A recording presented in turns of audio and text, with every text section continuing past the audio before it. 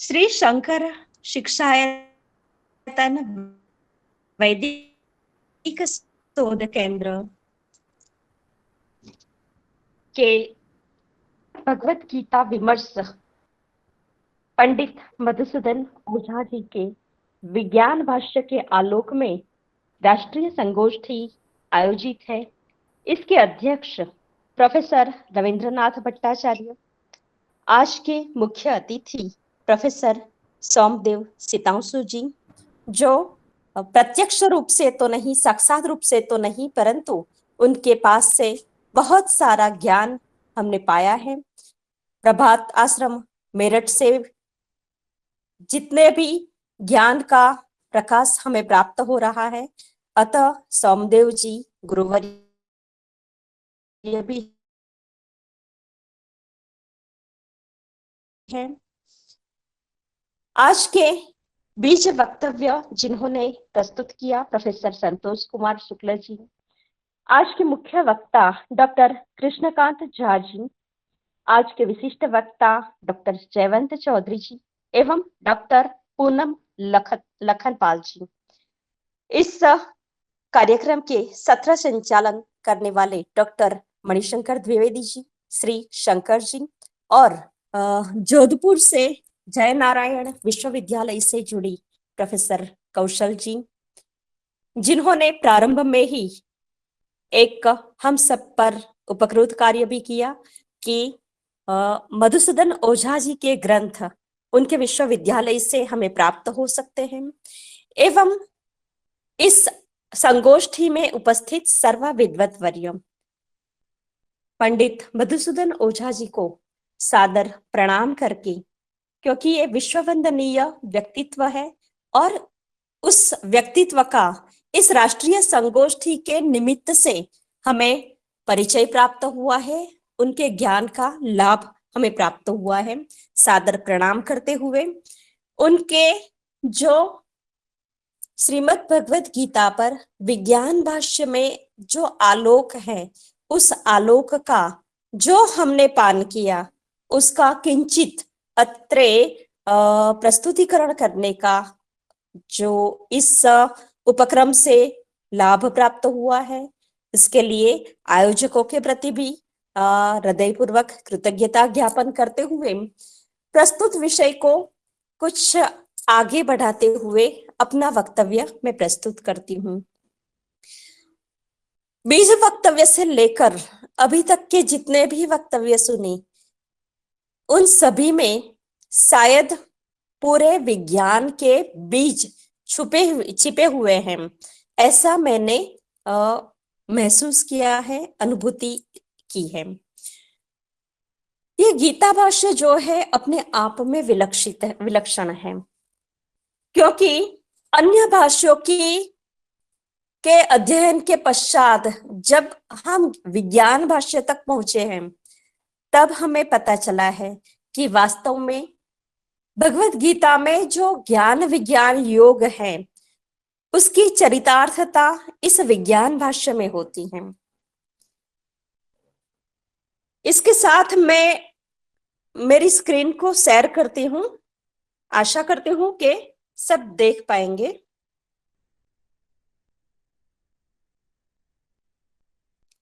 आ रहा है? जी मैम, आ रहा।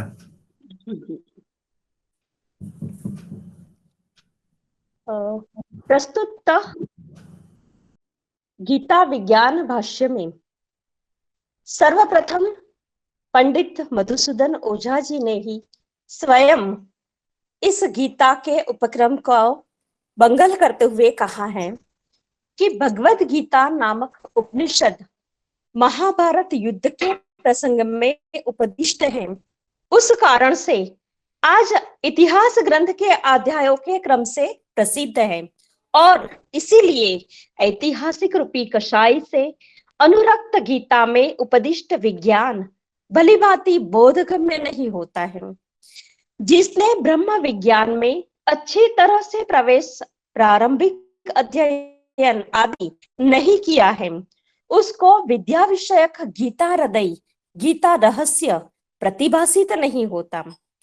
गीता की अनेक व्याख्याएं हैं, अनेक टीकाएं हैं। आज तक उपलब्ध जितनी भी टीकाएं हैं उन सभी को देखते हुए वे श्लोकों का शब्दार्थ बतलाने का प्रयत्न करती हैं। इन विद्याओं का प्रदर्शन वहां नहीं हो पाया है, अतः गीता का वैदिक रहस्यार्थ लोकों द्वारा दूर हो गया है। यह गीता विज्ञान भाष्य उसका वैदिक रहस्यार्थ का पुनरुद्धार करेगा। तो इस प्रयोजन के साथ गीता रहस्य का भाष्य कार्य उसका उपक्रम हुआ है। अब गीता रहस्य का जो प्रारंभिक नामकरण है, तो उसमें हम देखते हैं कि उसकी जो पुष्पिका है उसमें भी हमें ये शब्द प्राप्त होता है कि इति श्रीमद् भगवद गीता उपनिषत्सु ब्रह्म विद्यायाम योग शास्त्रे। अतः यहाँ श्रीमद् भगवद गीता को उपनिषद के रूप में दर्शाया गया है। तो इसमें उपनिषद शब्द की कुछ समीक्षा करनी आवश्यक हो जाती है कि जिस प्रकार ईश, केन, कठ आदि उपनिषदें श्रौती उपनिषद कहलाती हैं, तो एवमेव गीता शास्त्र को हम स्मार्त उपनिषद कह सकते हैं। इसी संबंध में हमारे सामने एक प्रश्न उपस्थित होता है कि अध्यात्म विद्या जिस ग्रंथ में बतलाई जाए वही ग्रंथ उपनिषद है। श्रौती उपनिषद आत्मविद्या का निरूपण करने के कारण ही उपनिषद नाम से व्यवहृत हुई। गीता जिस व्यक्ति के द्वारा उपदिष्ट हुई है वह कोई सामान्य व्यक्ति नहीं है। उपनिषद को वेद के अंतिम भाग मानने वाले स्वयं व्यासादि ने उस उपनिषद को पूर्णावतार माना है। वेद दृष्टा महर्षियों से भी उसका आसन ऊंचा है। उसके द्वारा उपदिष्ट गीता का महत्व श्रौती उपनिषद से किसी भी दृष्टि से कम नहीं माना जा सकता। गीता प्रतिपादित आत्मविद्या का भगवान ने साक्षात्कार किया है। इस दृष्टि से गीता दृष्टा का वाक्य है। इसी सादगी को लेकर साथ ही में एक पूर्णावतार के द्वारा उपदिष्ट होने के कारण भी गीता को यदि उपनिषद कहा जाए तो कोई विशेष भी प्रतिपत्ति नहीं है। इसी साधर्म्य को लक्ष्य में रखकर गीता को स्मृति होते हुए भी प्राचीनों ने उपनिषद नाम से संबोधित कर दिया। श्रुति परिगणना में यह नहीं है तो साथ ही में श्रौती उपनिषद की तुलना में इसका महत्व भी कम नहीं है। अतएव इसे स्मार्ती उपनिषद कहना प्रत्येक दृष्टि से न्याय संगत हो जाता है। नाम महात्म्य कितनी विशिष्टता रखता है यह बतलाने का तो अभी अवसर नहीं है, परंतु आज जो भारतवर्ष में धर्म रक्षा हो रही है उसका मुख्य श्रेय नामकरण को ही जाता है। स्वयं वेद ने भी नाम अर्थात शब्द को साक्षात ब्रह्म का स्वरूप माना है। और किसी साहित्य के संबंध में तो हमें कुछ कहने का ज्यादा अधिकार नहीं है, परंतु संस्कृत भाषा के विद्यार्थी होने के संबंध से संस्कृत साहित्य के संबंध में तो हम यह निसंकोच कह सकते हैं कि इसमें तो संपूर्ण वैज्ञानिक रहस्य शब्दों में ही भरा पड़ा है।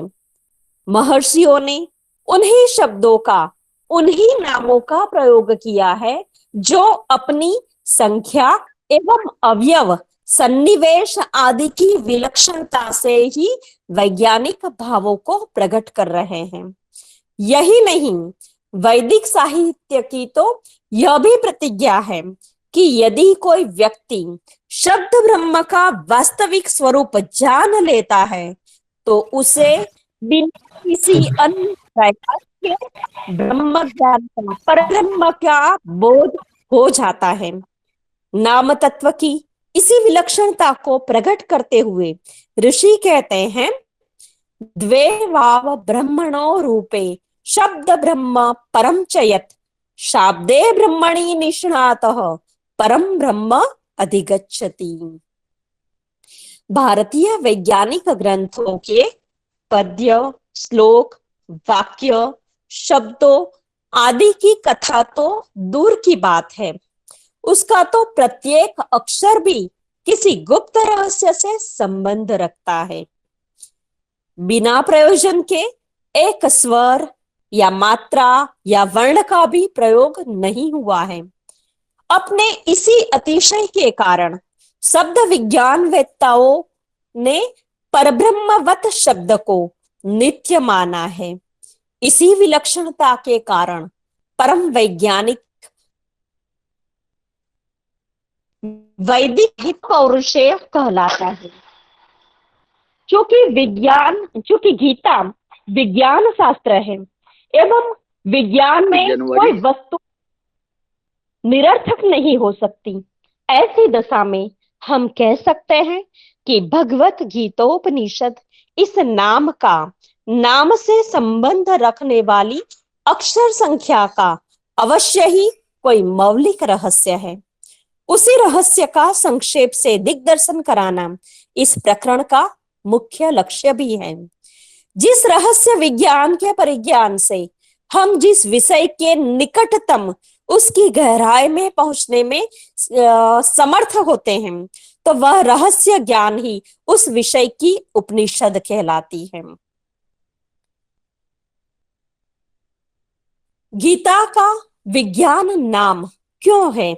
विज्ञान भाष्य नाम का कुछ प्रयोजन अवश्य है। क्या प्रयोजन है? गीता ग्रंथ चूंकि इतिहास ग्रंथ के मध्य की वस्तु है, अपनी इस ऐतिहासिक मर्यादा को सुरक्षित रखने के लिए भगवान व्यास ने विज्ञान गीता में अपनी ओर से कुछ ऐतिहासिक श्लोकों का समावेश करना व्यावसायिक समझा है। इसी दृष्टि से गीता ग्रंथ के इन 700 श्लोकों में हम इतिहास विज्ञान में से 2 भागों में विभक्त कर सकते हैं। 64 श्लोकों का इतिहास से संबंध है जो श्रीमद् भगवत गीता में सम्मिलित है, एवं शेष 636 श्लोकों का विज्ञान से संबंध है। आरंभ के 64 श्लोक गीता विषय की उत्थानिका है। गीतोपदेश की आवश्यकता क्यों है, कब है एवं किसके प्रति हुई? इन प्रश्नों के समाधान के लिए ही मौलिक विषय से कुछ संबंध न रखते हुए भी 64 जितने श्लोक व्यास जी ने अपनी ओर से गीता के आरंभ में उद्धृत कर दिए हैं। इस 64 श्लोकात्मिका गीता को हम ऐतिहासिक गीता नाम दे सकते हैं। आगे के 636 श्लोकों में भगवान की ओर से ज्ञान गर्भित विज्ञान का निरूपण हुआ है। अतः इस मूल गीता को विज्ञान गीता के नाम से व्यवहृत किया जा सकता है। विज्ञान भाष्य विज्ञान दृष्टि से ही गीता के अर्थ करने के लिए प्रवृत्त हुआ है।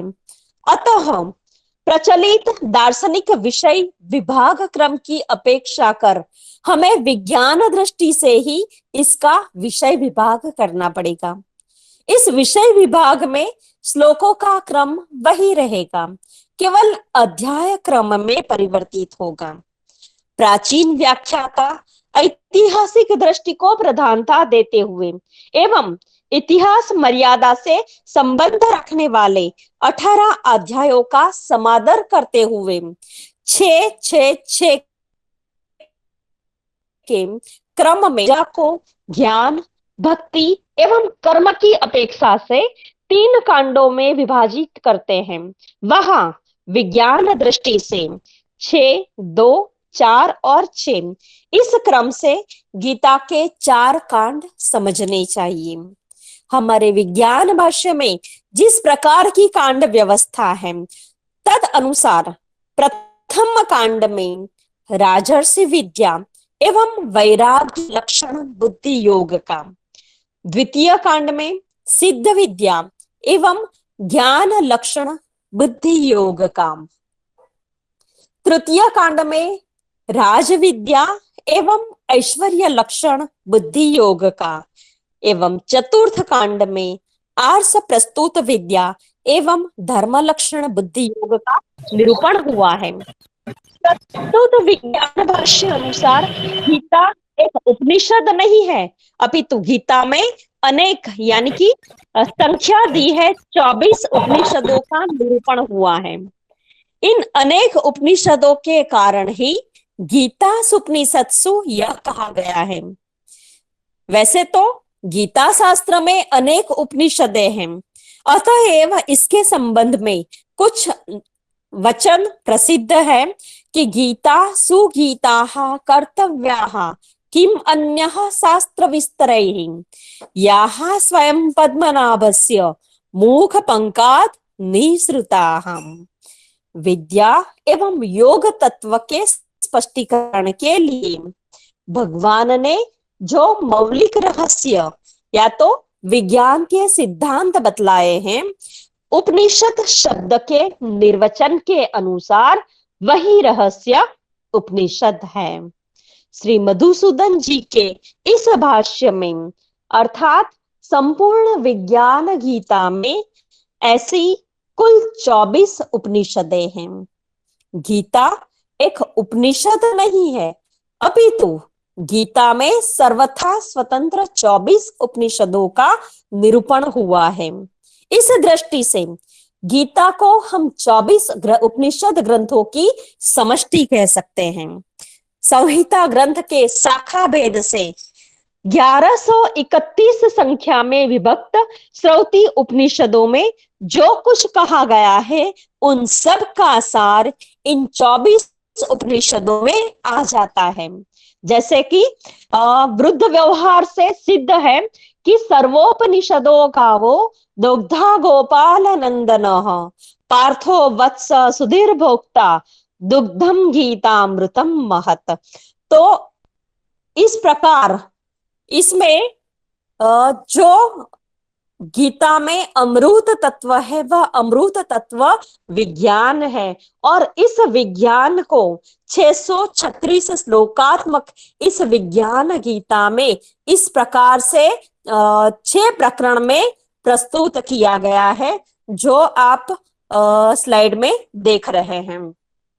तो उक्त 24 उपनिषदें 6 प्रकरणों में जो विज्ञान गीता निबद्ध है, तो उसमें जो उपनिषद है वह उपनिषद क्या है, इसके विषय में हम विचार करें तो उपनिषद जो है वह मौलिक रहस्य को स्पष्ट करने के लिए है।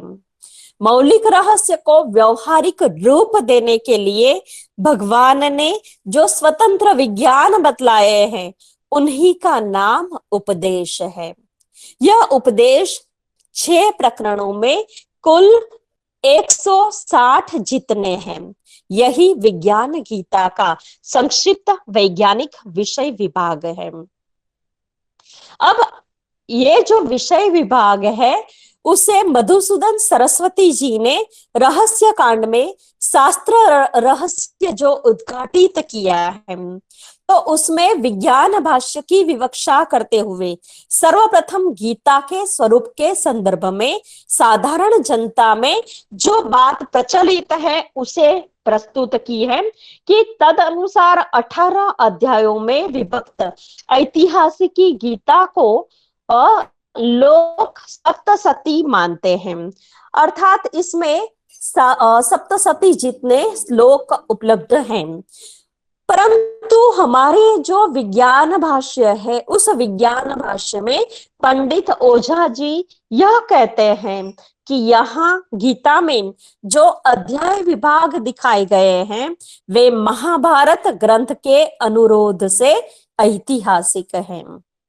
गीता विज्ञान भाष्य ब्रह्म और कर्म का वैज्ञानिक शास्त्र है।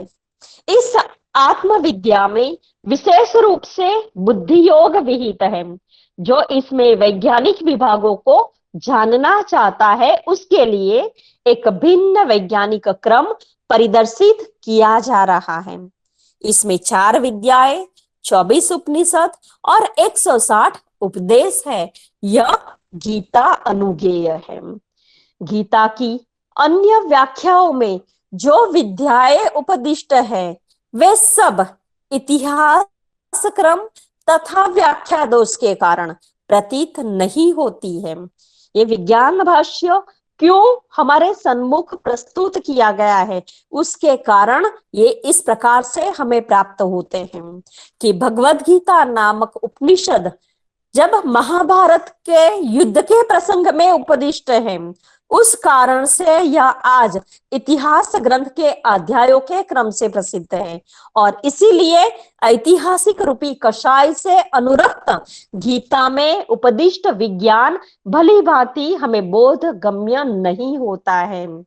जिसने ब्रह्म विज्ञान में अच्छी तरह से प्रारंभिक अध्ययन नहीं किया है उसे गीता का रहस्य भी प्राप्त नहीं होता है। गीता की अनेक व्याख्याएं हैं, उनमें इन विद्याओं का प्रदर्शन नहीं होता है। गीता का वैदिक रहस्यार्थ जो लोगों से दूर हो गया है तो यह विज्ञान भाष्य उसको पुनरुद्धारित करेगा।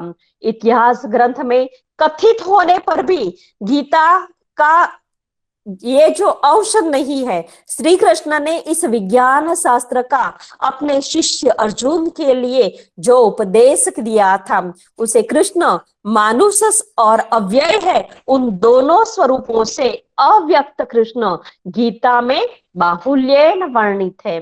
कहीं अहम शब्द के द्वारा हम देख सकते हैं मानुष स्वरूप में कृष्ण गीता का ज्ञान अपने शिष्य को दे रहे हैं।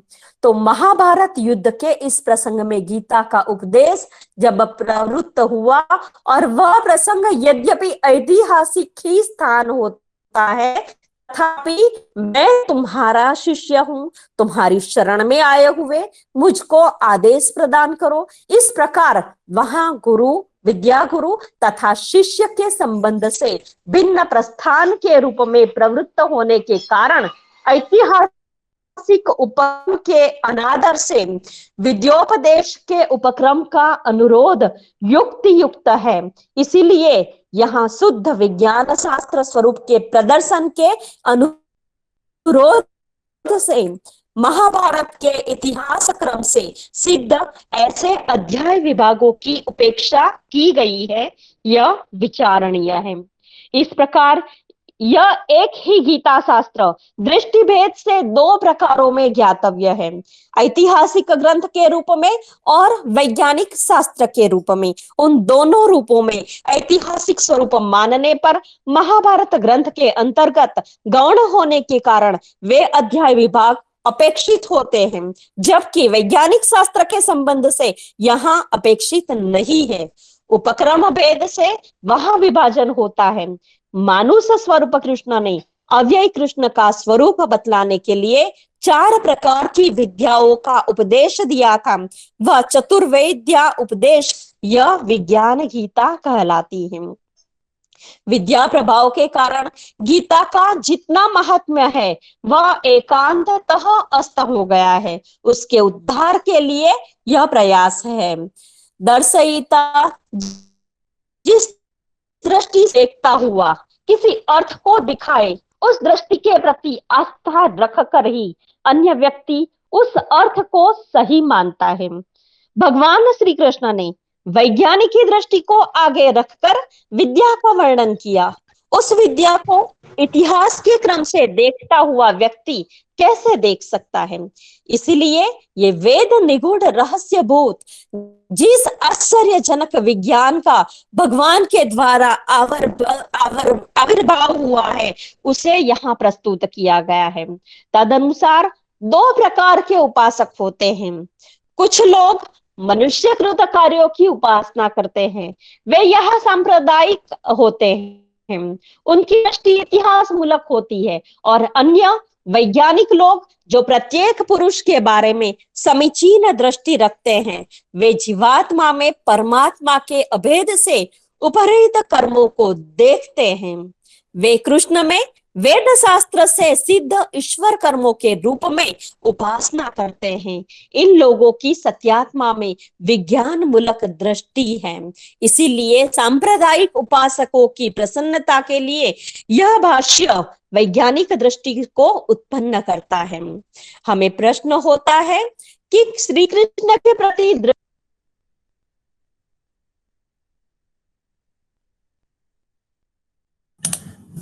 मैम आपका माइक म्यूट हो गया, प्लीज माइक अनम्यूट कर लीजिए।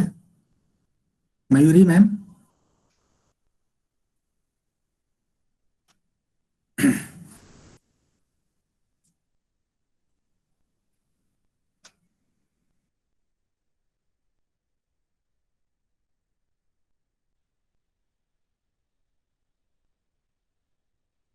जी, ये आ रही है आवाज? जी अब आ रही है। जी जी। कब से छूटा है?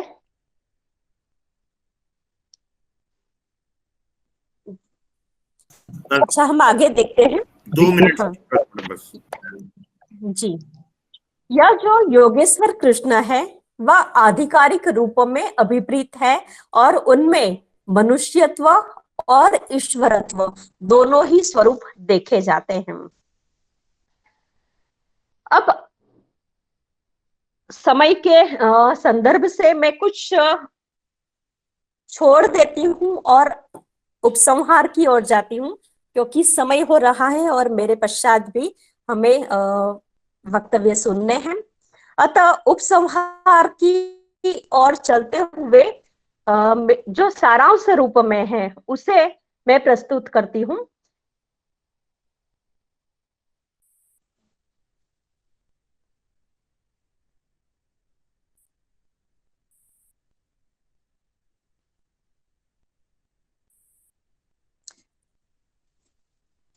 सारांश में यह देख सकते हैं कि गीता शब्द का जो अर्थ है वह गाई हुई पहले से विद्यमान पद्य में जो स्वर लहरी डाल देने से वही पद्य गेय रूप में परिणत हो जाता है। कहा गया है कि गीतिषु सामाख्या, तो इस दार्शनिक सिद्धांत के अनुसार गेय भाग जो है वेदों का वह सामवेद है एवं छंदोबद्ध पद्य जो है वह ऋग्वेद है।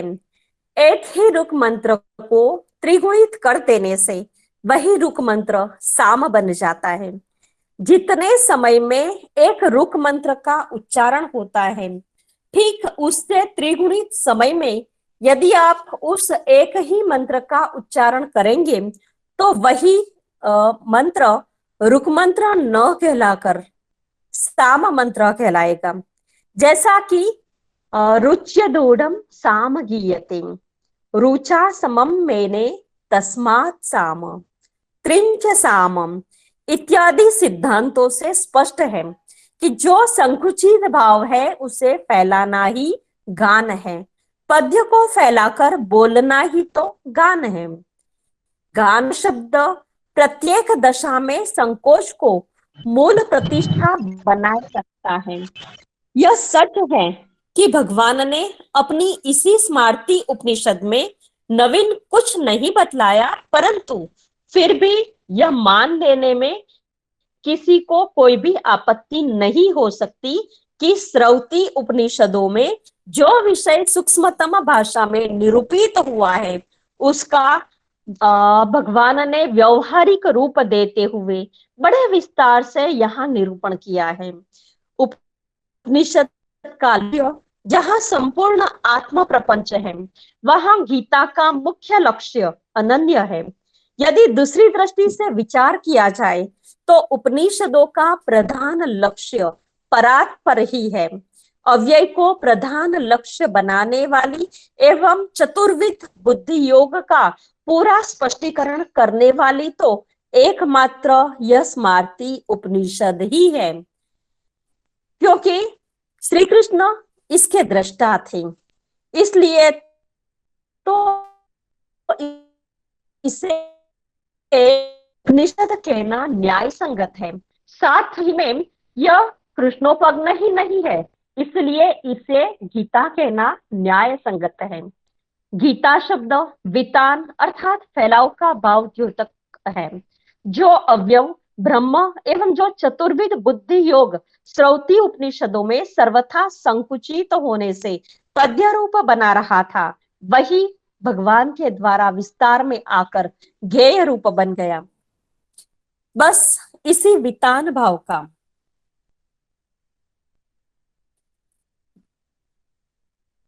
इसी वितान भाव को सूचित करने के लिए उसे कथिता, उक्ता इत्यादि अन्य किन्हीं शब्दों में व्यवहृत न कर वितान सूचक गीता शब्द से संबोधित किया गया है।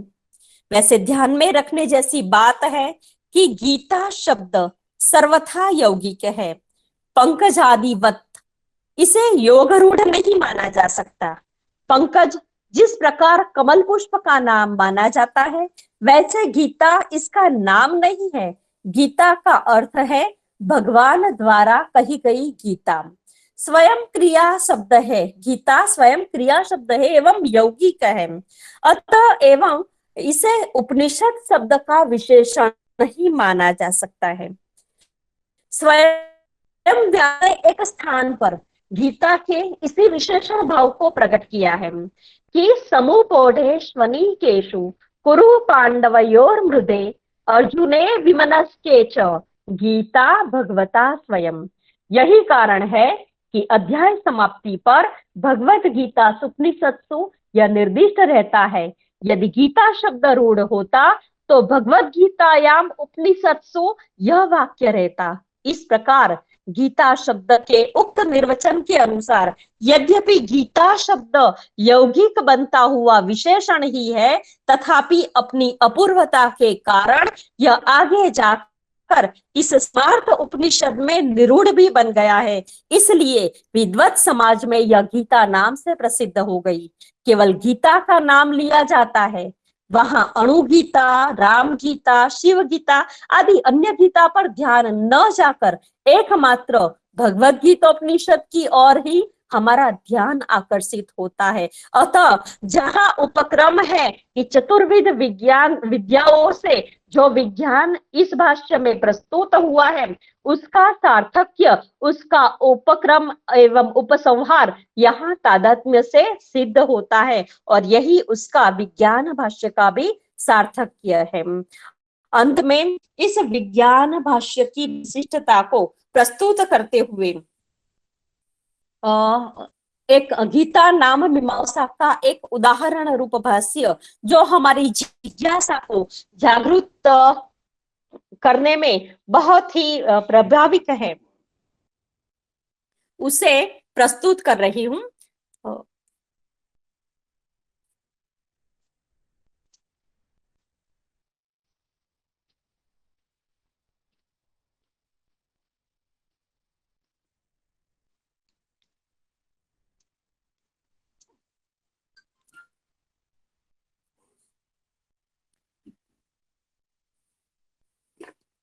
यहाँ गीता का जो रहस्य दिया गया है, उस रहस्य में कहा गया है कि ईश्वर, जीव, विशिष्ट, यह तीन अर्थ हैं। इन तीनों का वाचक क्रमशः भगवत गीता उपनिषद यह तीन शब्द है। ये अर्थभाव क्रमशः त्रयक्षर, द्वयक्षर, चतुरक्षर है। अतएव तदवाचक शब्द भी क्रमशः त्रयक्षर, द्वयक्षर, चतुरक्षर ही है। ईश्वर आदि में है, शिपिविष्ट अंत में है और जीव मध्य में है। इसी क्रम के अनुसार ईश्वरार्थ वाचक भगवत शब्द को आदि में, शिपिविष्टार्थ वाचक उपनिषद शब्द को अंत में एवं जीवार्थ वाचक गीता शब्द को मध्य में रखते हुए ईश्वर, जीव, शिपिविष्टात्मक इस शास्त्र को भगवत गीतोपनिषद कहा गया है। तो ये एक अद्भुत व्यवस्था है। इस व्यवस्था को हमने एक उदाहरण के रूप में प्रस्तुत की है, जो मधुसूदन जी ने हमारे सामने प्रस्तुत की है। ये ज्ञान हमें दिया है। ये उत्तम ज्ञान के लिए हम उनके ऋणी हैं।